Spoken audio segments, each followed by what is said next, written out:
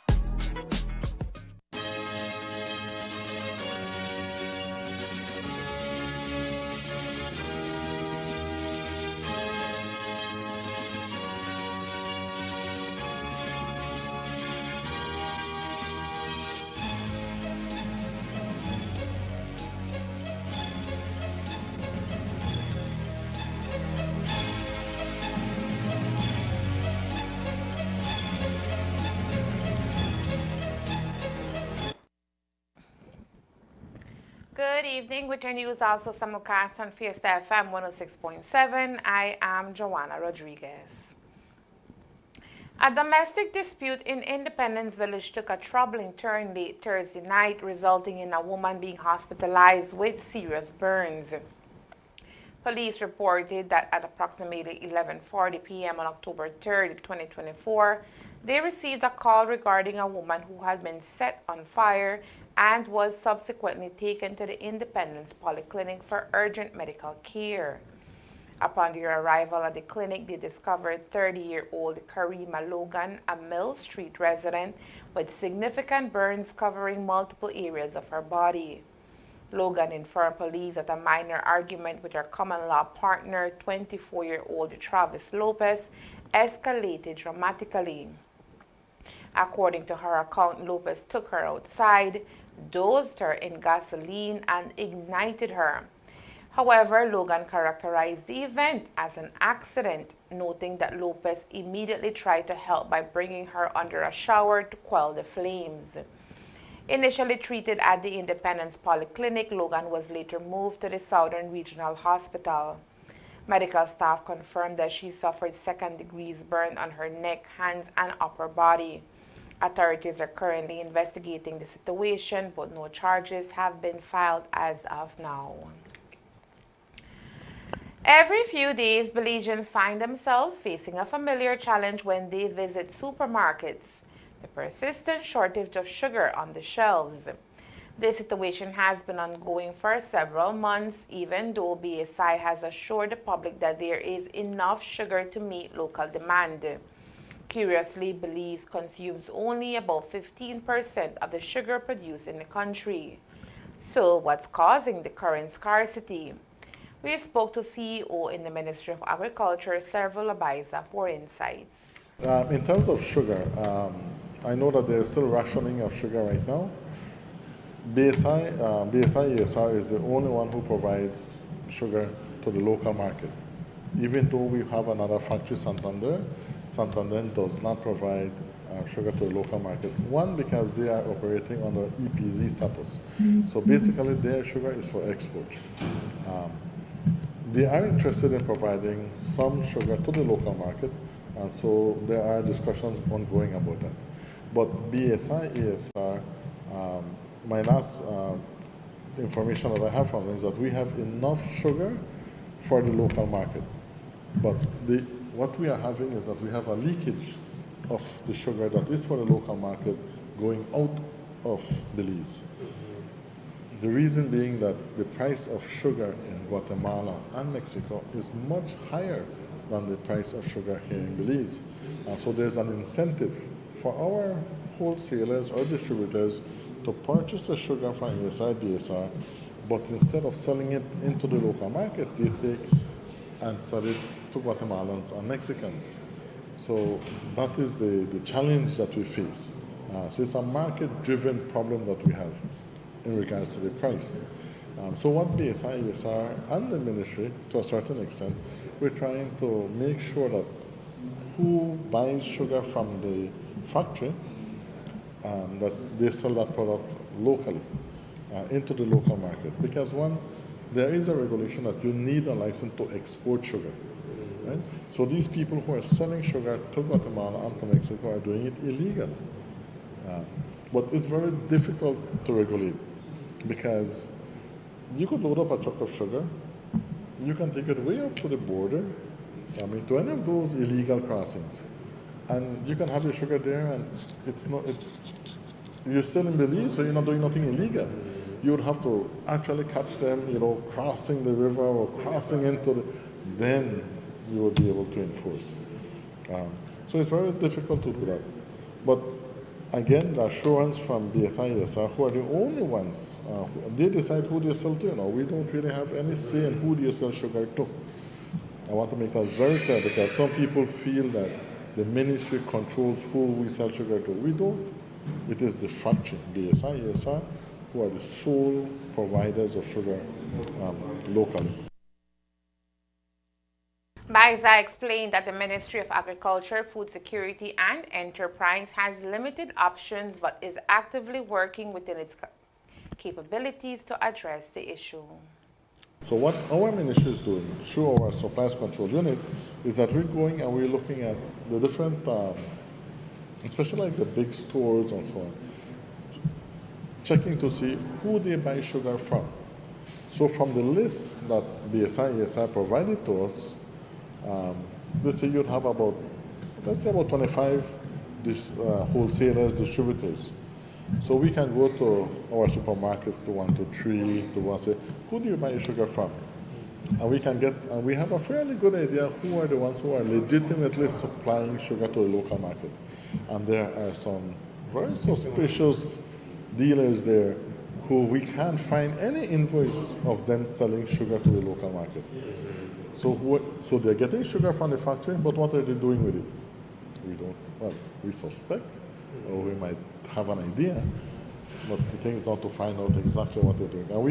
And we have told the SIS that we will provide them with that list of people who we suspect are dealing with this illegal trade of sugar. One of the proactive steps Belize has been exploring involves legally trading sugar with Mexico, a plan initiated under President Andrés Manuel López Obrador. We asked Baiza about the progress of this initiative. The issue with sugar right now is that worldwide there is a 30% decrease in production of sugar. So worldwide there's a decrease in production. So even in Mexico, even in Guatemala, there was a decrease in production of sugar.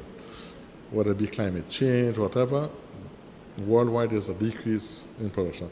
So Mexico, for instance, finds itself in a very difficult position because they, through NAFTA, have some commitments to sell sugar to the USA, to the US.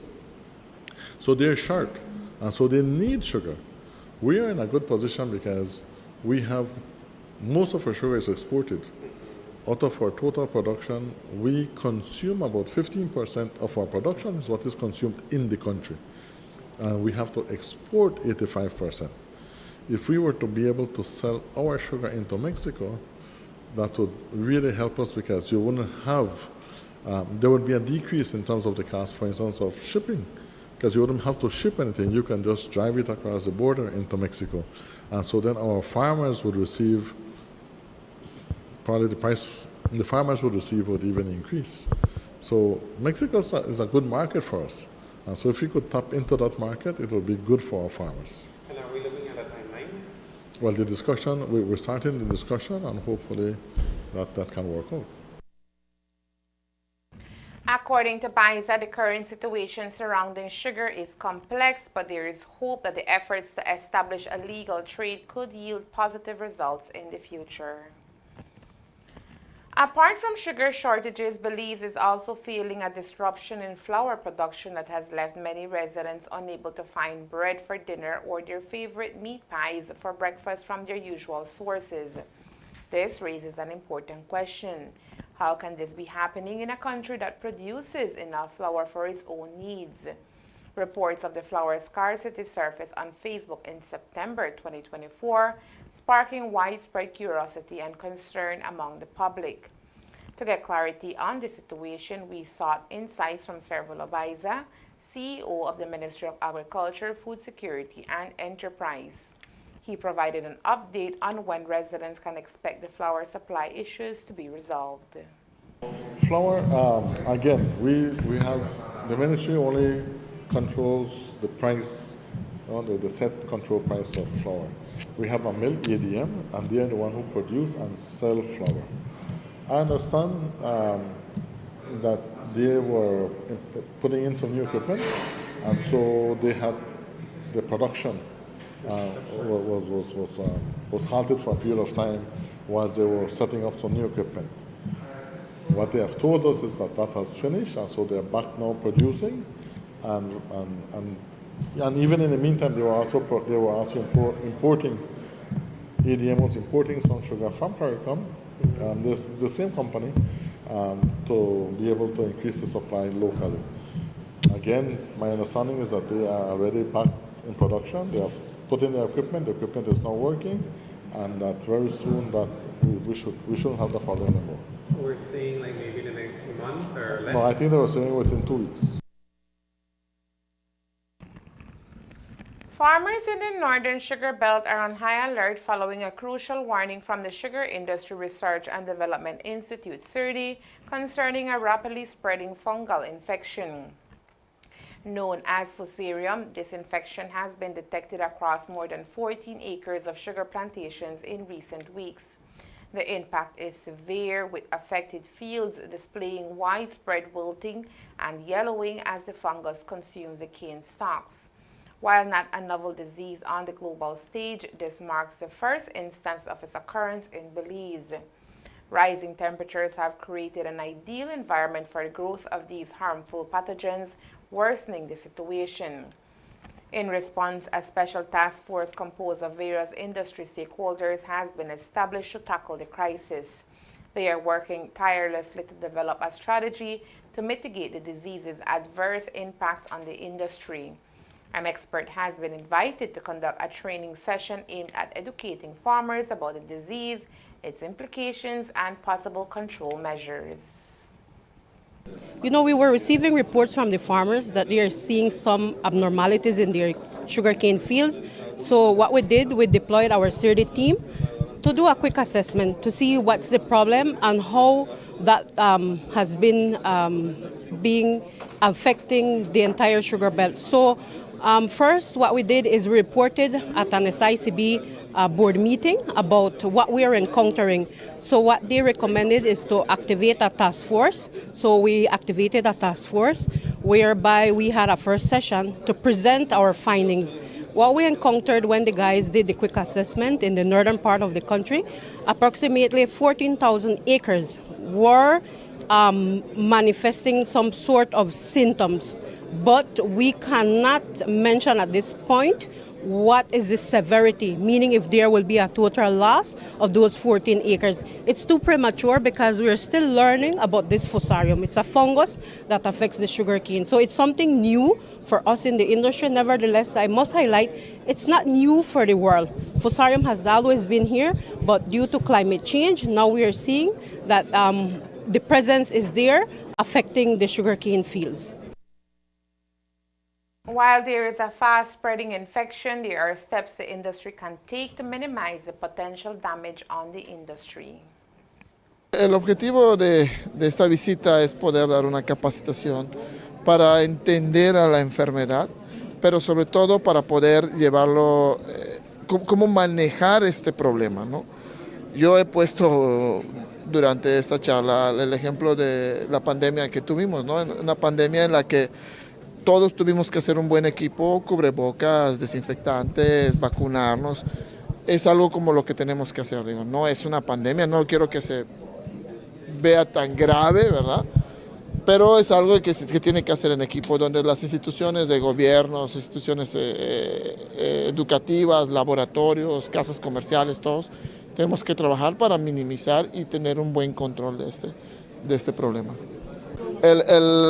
Esta enfermedad es un hongo que entra por la rizósfera del suelo a la raíz y literal va generando una pudrición en el interior de la planta. Esto va a llevar a una disminución de la producción. Las parcelas que ya tengan esta infección va a llevar a una disminución muy drástica de la producción de la caña de azúcar, vaya. Entonces, los efectos sí son muy adversos si no los controlamos y los llevamos a raya o a control o manejado, vaya. ¿Qué es el modo de control para esto? Ok, hay algo que llamamos manejo integrado de plagas o el famoso MIP, que como su nombre lo dice es un manejo integral, donde tenemos que trabajar desde controles biológicos, químicos, pero también controles de prácticas culturales. Tenemos que tener ciertos cambios ante la forma en que hemos manejado durante todos estos años la caña para tener mejor control sobre todo esto. Acknowledging the urgency, Agriculture Minister Jose Mai stated that immediate action is necessary to mitigate damage and stop further spread.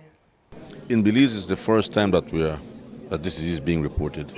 So the farmers are taking it very seriously. If you look at the amount of people here today at this training, you will see that people are interested in the disease, are very concerned about the disease, and so is the Ministry of Agriculture. So it just shows us that climate change is very important to us. It is causing serious problems to us, and so we must address it the best way possible. So CERDE today invited this expert from Mexico, Ingeniero Larry Balam, and he is now presenting to the farmers what exactly the disease is, what it causes, and how we can possibly control it. There's no magic bullet to solving this problem, right? It has to be an integrated approach. Resistant varieties, conditions in the field that you have to do, cultural practices, and so on. So it has to be looked at from that perspective, from an integrated approach. And so that's what they are emphasizing today. In terms of financial support, is this something that the government is discussing at this time? Of course, I will update. This matters came up last week. We haven't had any cabinet this week, but we have one on Tuesday. So I'll update the cabinet on this disease, and CERDE will keep monitoring and updating the ministry on as the disease progresses. With the infection confirmed in farms across both the Orange Walk and Corozal districts, farmers are urged to remain vigilant and take proactive measures to safeguard their crops against this destructive infection. Yeah, advice to the farmers is to be on the lookout, to be on the alert, as we say, and report any symptoms that you are encountering. We are working in hand with all stakeholders, 4 associations, BSI, ASR, to find a way forward, because as we are seeing this disease is evolving, it requires an integrated disease management.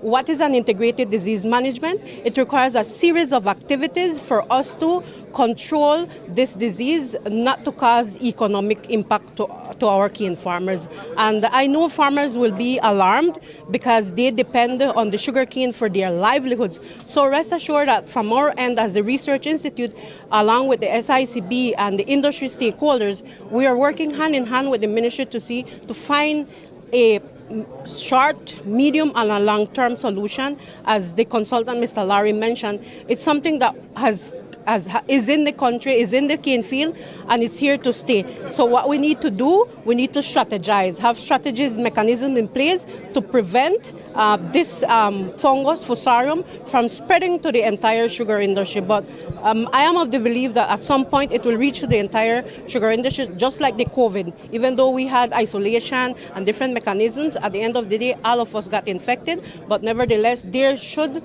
and we will try our best to seek for a solution so farmers don't lose their production. Farmers are asked to visit fields on a daily basis and report any suspected cases of this infection to their respective association or to the CERDI office as soon as possible. As a major player in the sugar industry, BSI-ASR is actively engaging in efforts to combat the harmful impacts of the Fusarium fungus that threatens the sector. Sean Chavarria, Finance Director at BSI-ASR, says that the company has initiated a validation analysis to assess the extent of the fungus's impact on various fields. This analysis will guide them in determining the necessary control measures to implement. That's something that we're still working with stakeholders. Our task force has been created with all the different stakeholders, including Baja, CARDI. Everyone's giving it its full support, given the sense of urgency behind this. We're trying to assist in bringing experts who are experts in soil nutrition and also disease. So we're trying to help with that. The key is to try to find out the strain or the genus of this disease. And once we know that, then we are able to make recommendations to farmers on what is the control measures that need to be put in place, what biological control or formulas they need to do. And so that is the step that we're currently doing. We're gathering the samples to send them abroad to do that analysis so that we can then make technical recommendations to farmer to implement these measures. Because it is something that's really concerning at this point. The initial feedback is that this is being seen across the border as well. So it's not something that's just affecting our industry, but we need to ensure that we, as much as possible, try to minimize its spread. Coming up next, from seeds to success, Carousel's Ministry of Education launches Inspiring Garden Initiative. Stay tuned. The Super Furia Band presents Music Fights Cancer Benefit Concert.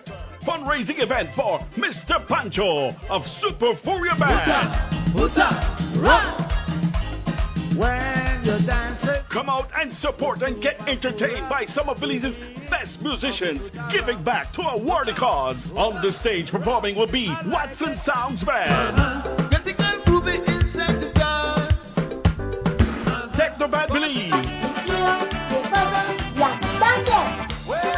Youth Connection Band. Lucio and the New Generation. Gil Hurry 7 Band. Burgers Vibes Band. Oh, baby, baby, it's wild world. Santino's Messengers, the comeback. Mr. Sila Agustin. Reckless Flores. St. Louis, the sweet voice of Annika Perez. The General Super G. And the energetic Mime.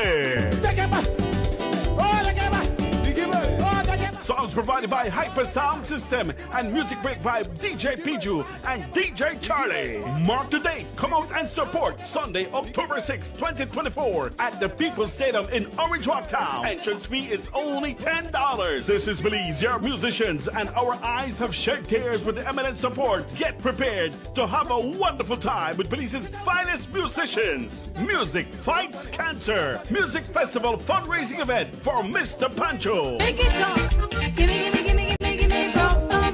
Come out and support. It's a worthy cause. We thank our sponsors: VTB, 7 News Belize, Hyper Sounds, Smart, News 5 Belize, Players Distillery Limited, Elite Promos, Hotel de la Fuente, Fiesta FM, Lights and Sounds, DJ Star, DJ Gabi, and Universal Radio.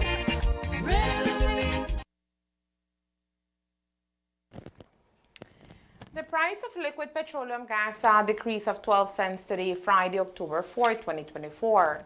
The change reflects wholesale volume and retail sale by volume in both urban and rural areas. This means that the wholesale price for LPG will now be $3.74. In urban areas, the retail price will be $1.22 per pound or $5.34 per gallon. Prices in the rural areas will decrease to $1.24 per pound or $5.44 per gallon.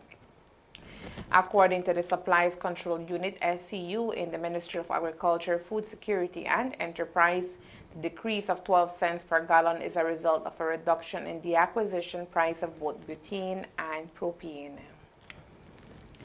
On Thursday, we reported on BSI ESR's proposal to introduce prepackaged sugar into the Belizean market. This initiative aims not only to offer Belizeans a more appealing and higher quality product, but also to combat the illegal smuggling of Belizean sugar. However, for this plan to move forward, regulatory changes to the pricing structure of local sugar currently overseen by the government of Belize are necessary. Today, we spoke with Agriculture Minister Honorable Jose Mai about the viability of this proposal. Although BSI-ASR submitted their plan several months ago, Minister Mai indicated that the Cabinet had decided to postpone any adjustments to local sugar prices until the conclusion of the Commission of Inquiry into the sugar industry. Okay, prepackaged sugar was a part of the proposal proposed to us by BSI some months ago, before the crop ended.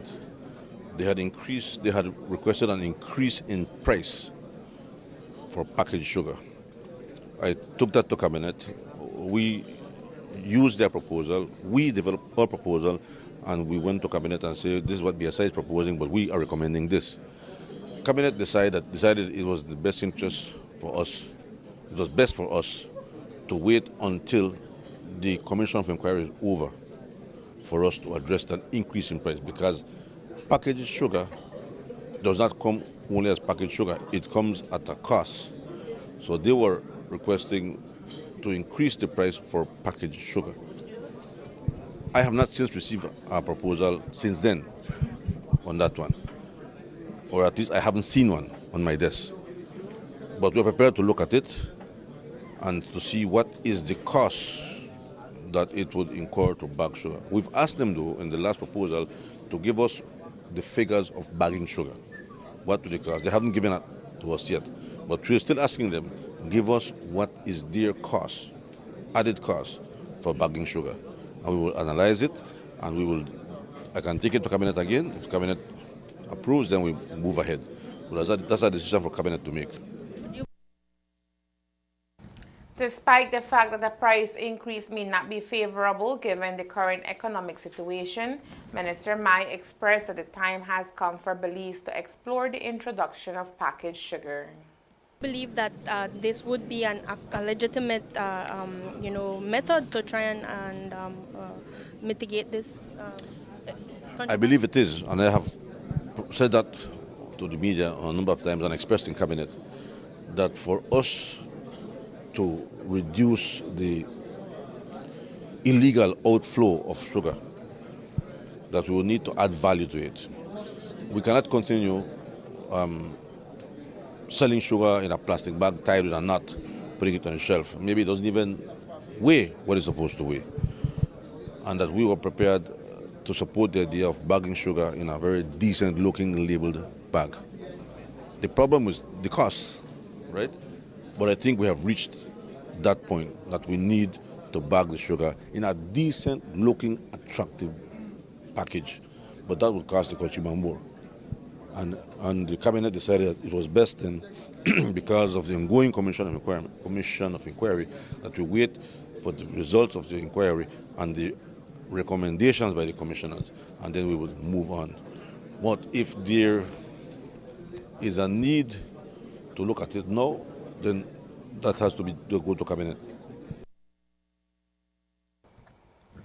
Regarding the perspectives of sugar farmers, Alfredo Ortega, chairman of the BCFA Orange Walk branch, stated that while the proposal could result in greater earnings for farmers, it is essential for the industry to carefully examine the long-term impacts of raising sugar prices on the Belizean populace.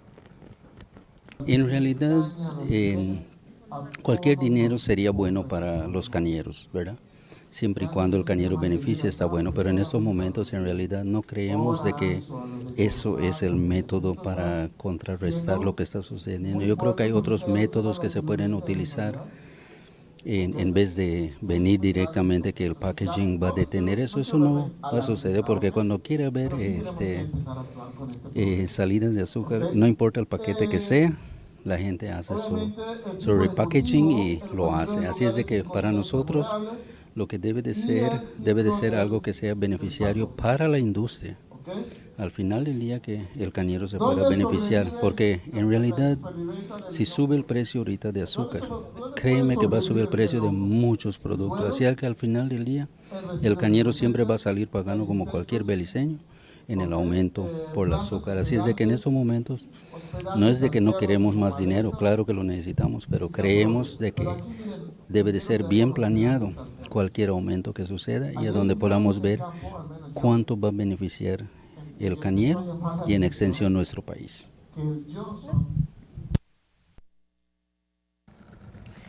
Andrés Manuel López Obrador has completed his term as the 65th president of Mexico, paving the way for a historic moment in the country's political landscape.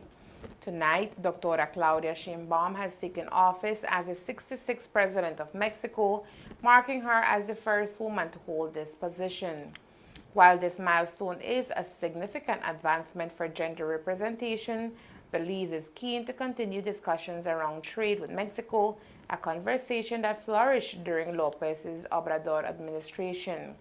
With a new president in place, what changes can we expect moving forward? Servilo Baiza, CEO in the Ministry of Agriculture, spoke to us about the ministry's expectations. Well, remember on the visit of the past president, Lopez Obrador, he had given Belize a 1-year tariff-free access into Mexico, which was, was great. Anything he said that we produce, we could get into Mexico tariff-free. That was great news, for instance, for our cattle exporters, because then that made it more profitable than to export our cattle into Mexico and open up that market also. For us, the discussions that we've been having with them, I know our Prime Minister and our Minister for Foreign Trade, even our Minister for Agriculture, has been to try to ensure that that we maintain that status. And my understanding is that the new president has given her commitment that whatever arrangements we had with the previous administration, even though it's the same party, that she has given the commitment that she will continue, that these arrangements that we have with them will continue. So that is very good news for us. Last week, we shared the inspiring story of the Ministry of Education District Center in Corozal, where an exciting initiative to create a garden from scratch is underway. The goal is to promote healthy, eco-friendly practices and motivate schools to get their students involved in gardening. Today, we revisited the district center to check in with the dedicated staff and students from IT-VET Corozal who are actively working on this project. Elmer Cornejo has the details. The most vibrant garden at any Ministry of Education district center is now flourishing in Corozal. This green project, which began just a few days ago, is the result of a collaborative effort involving students from Corozal IT-VET and the staff of the district center. From repurposing bottles and preparing the soil to adorning the space with beautifully painted upcycled tires, the transformation is remarkable. The colorful garden has quickly become a visible highlight in the area. Principal Education Manager Kenya Collier Chavez expressed her hopes that the garden will thrive and inspire other institutions to adopt similar initiatives in the future. All right, it's a great day at the Corozal District Education Center today, where we don't only tell you what we're doing, but we show you what we're doing. This is a follow-up interview on the construction of a community garden here at the District Education Center. It's a one-of-a-kind, and what we want to do is incentivize people in the community and schools to use what they have to construct their garden, to promote food sustainability, and to also promote the program by the Ministry of Education, the Healthy Start feeding program, where students are incentivized to eat healthy and have healthy options. So hopefully, with us being the model garden here at the DC, we can incentivize our schools here in Corozal to do the same. When you were here the first time, you noticed that I had the entire DEC team out. They were cutting bottles, they were preparing the different raised beds, they were in the soil, they were getting their hands dirty. So they're not afraid to also come out and assist.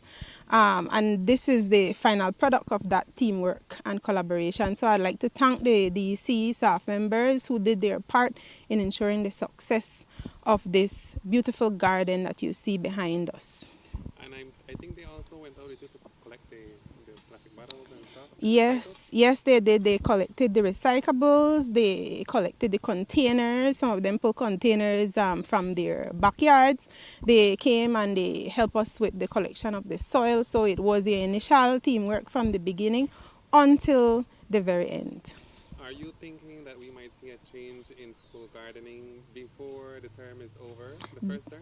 Definitely. Some principals were here 2 days ago and they're incentivized. I gave some seedlings to some principals this morning because they are interested in doing something similar, small scale to this at their own school. So I am seeing quick response from our leaders.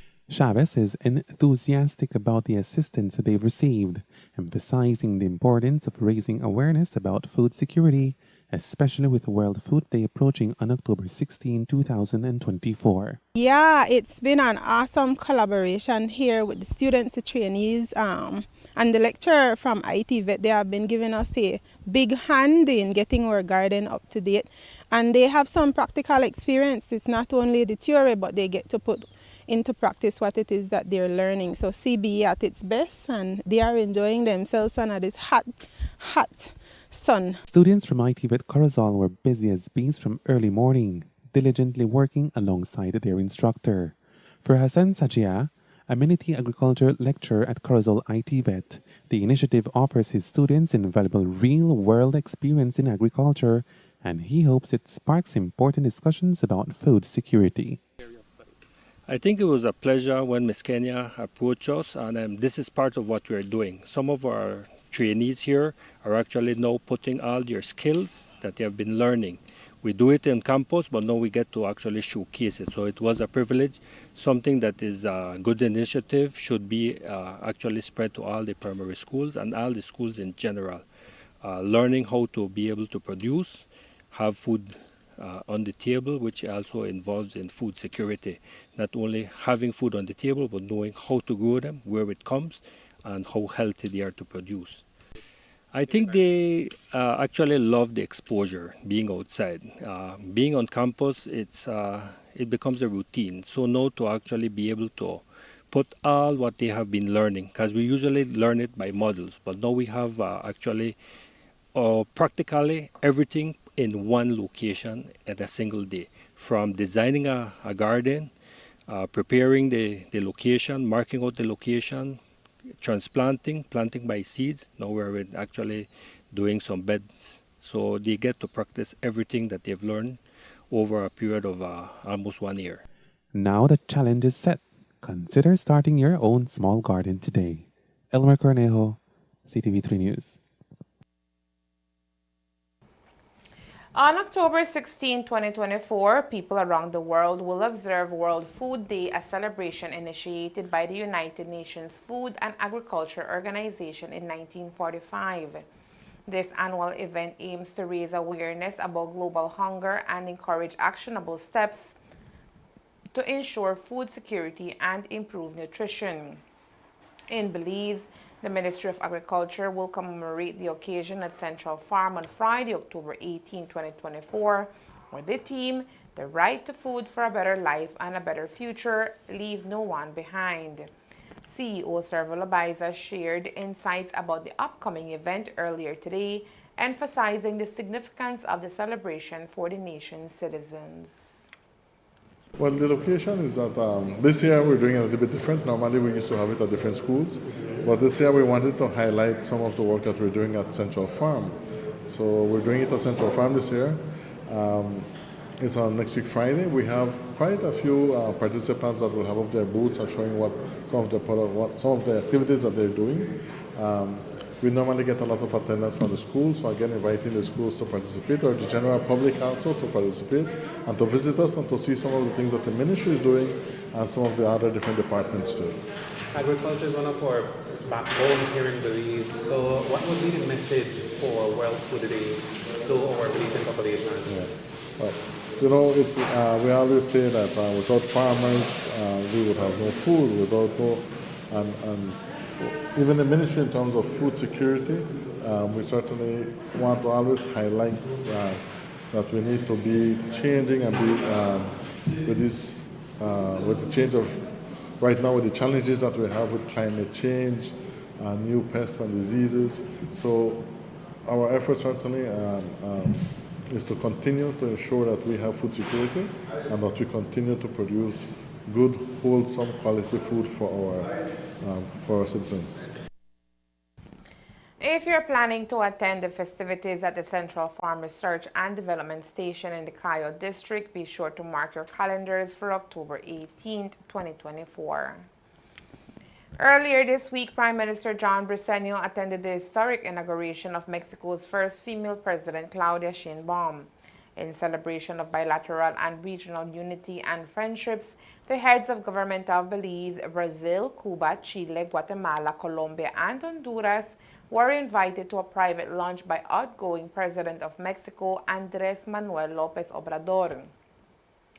Outgoing President thanked the heads of government for the friendship and cooperation developed with him and Mexico during his presidency. He assured us that the new president will continue to work on friendship with each of us, said Prime Minister John Briceño. The PM added, I took the opportunity to thank him for the cooperation and help he gave Belize, especially the program Sembrando Vida for our small farmers. His help was transformative for Belize. As mentioned yesterday, PM Briceño also met with Mexico's new energy minister during his visit. Public consultation for the ongoing Commission of Inquiry into the sugar industry concluded in early September following testimonies from all major players within the industry in Belize. A final report is expected in November. However, today the Minister of Agriculture confirmed that the commissioners are expected to make one last visit to Belize before a final report is given. We're also looking at probably one more visit from the commissioners, which we are proposing to Cabinet, and I think that will be the end of it. But from what I understand, and I'm listening to the inquiry, there's very good information coming out. There's some information that is not coming out, but we know what the information is, so we expect that there will be changes to the industry. The industry needs reform. It needs reform. It needs reform in the field, it needs reform in the mill, it needs reform to the organizations, associations. The industry needs reform. We cannot continue what we are doing for 40 years. We are doing everything exactly the same, and we expect different outcomes that won't happen. So there needs to be reform. And there is more news after the break. Stay tuned. This plan, I can't leave this plan. Smart Belize. Hey there, smart thinkers. We're turbocharging your mobile experience with Smart's powered up postpaid plans. Imagine a world where your data speeds flows faster than ever. Well, guess what? We've cranked up the dial and unleashed the postpaid power of Smart's lightning-fast LTE data on all our postpaid plans. That's right, no speed bumps, more data. It's like having a limitless highway of data speed at your fingertips. Whether you're a lone ranger with an individual plan or a squad rolling with a group plan, everyone gets to surf, stream, and share at enhanced, full, high-quality speed. Switch to Smart's powered-up postpaid plans today and ride the wave of postpaid power. Visit any Smart showroom or smart-bz.com for details and make your mobile experience smarter and faster. Smart, bringing people together. I know I can't leave this plan. I can't leave this plan.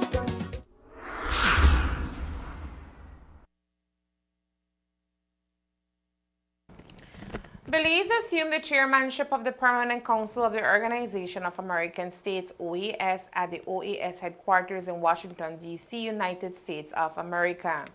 During a formal ceremony on October 4, 2024, Ambassador Victor Fernandez, permanent representative of Barbados, passed the ceremonial gavel to His Excellency Ambassador Lin Young, permanent representative of Belize, as he assumed this distinguished role. In his remarks upon accepting the chairmanship, Ambassador Young conveyed his profound sense of responsibility in guiding the work of the Permanent Council and reaffirmed Belize's dedication to the OASS core mission.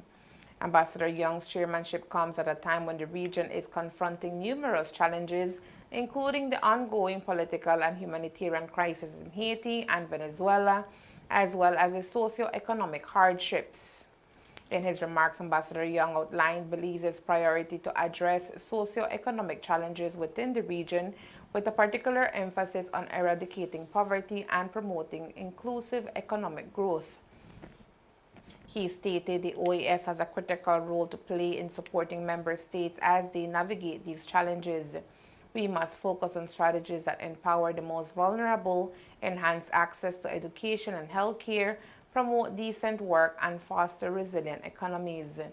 In addition to these priorities, Ambassador Young underscored the necessity of strengthening the OAS itself, highlighting the need to ensure the organization's financial sustainability. Ambassador Young also called for solidarity and collective action, stating the challenges we face are interconnected and complex, but we also have unparalleled opportunities to work together to create a more peaceful, prosperous, and equitable future for all. Today, Honorable Osman Martinez, Minister of State in the Ministry of Foreign Affairs and Foreign Trade, concluded the CARICOM Single Market and Economy CSME in-country mission with a final session in Belize City. The mission commenced with a visit to the Quality Chicken facility in Spanish Lookout. Honorable Jose Mai, Minister of Agriculture, Food Security and Enterprise, expressed Belize's eagerness to leverage regional opportunities. However, he noted that specific concerns must be addressed to harness these benefits fully.